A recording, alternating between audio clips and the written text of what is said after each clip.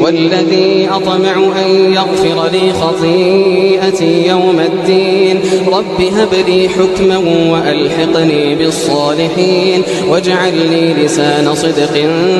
في الآخرين واجعلني من ورثة جنة النعيم واغفر لأبي إنه كان من الضالين